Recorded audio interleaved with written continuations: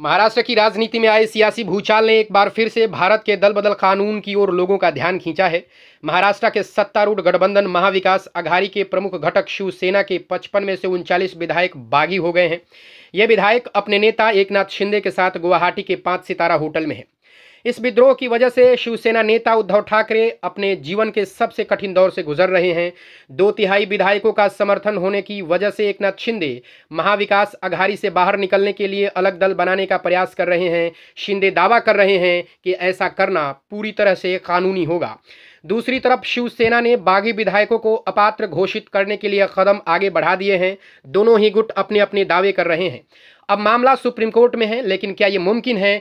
आज इन्हीं सब बातों पर नजर डालेंगे। दल बदल कानून 1 मार्च 1985 में अस्तित्व में आया ताकि अपनी सुविधा के हिसाब से पार्टी बदलने वाले विधायकों और सांसदों पर लगाम लगाई जा सके।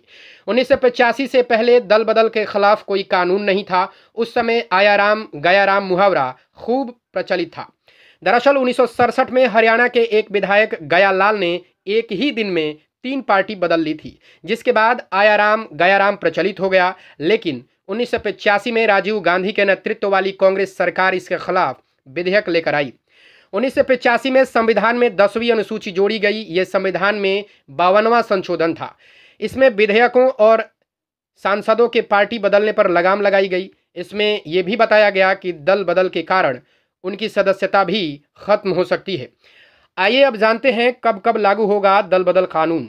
अगर कोई विधायक या सांसद खुद ही अपनी पार्टी की सदस्यता छोड़ देता है, अगर कोई निर्वाचित विधायक या सांसद अपने लाइन के खिलाफ जाता है, अगर कोई सदस्य पार्टी व्हिप के बावजूद वोट नहीं करता, अगर कोई सदस्य सदन में पार्टी के निर्देशों का उल्लंघन करता है, विधायक या सांसद बनने के बाद खुद से पार्टी सदस्यता छोड़ने, पार्टी व्हिप या पार्टी निर्देश का उल्लंघन दल बदल कानून में आता है। लेकिन इसमें अपवाद भी हैं। अगर किसी पार्टी के 2/3 विधायक या सांसद दूसरी पार्टी के साथ जाना चाहें तो उनकी सदस्यता खत्म नहीं होगी। वर्ष 2003 में इस कानून में संशोधन भी किया गया। जब यह कानून बना तो प्रावधान ये था कि अगर किसी मूल पार्टी में बंटवारा होता है और 1/3 विधायक एक नया ग्रुप बनाते हैं तो उनकी सदस्यता नहीं जाएगी।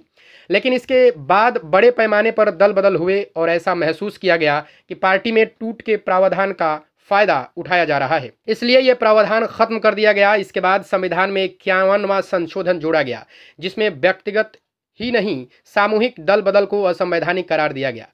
विधायक कुछ परिस्थितियों में सदस्यता गंवाने से बच सकते हैं। अगर एक पार्टी के 2/3 मूल पार्टी से अलग होकर दूसरी पार्टी में मिल जाते हैं तो उनकी सदस्यता नहीं जाएगी।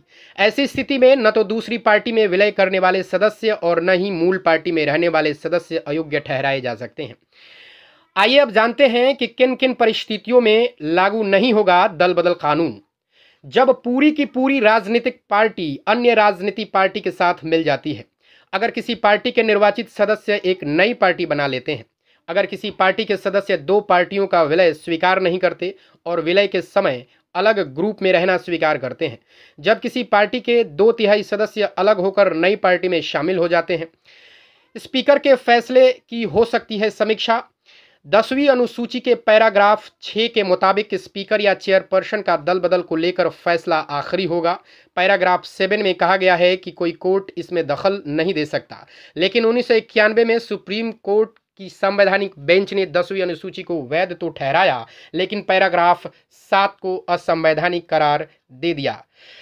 शुक्रिया। इस तरह की तमाम छोटी बड़ी और लेटेस्ट खबरों को सुनने और देखने के लिए बने रहें हमारे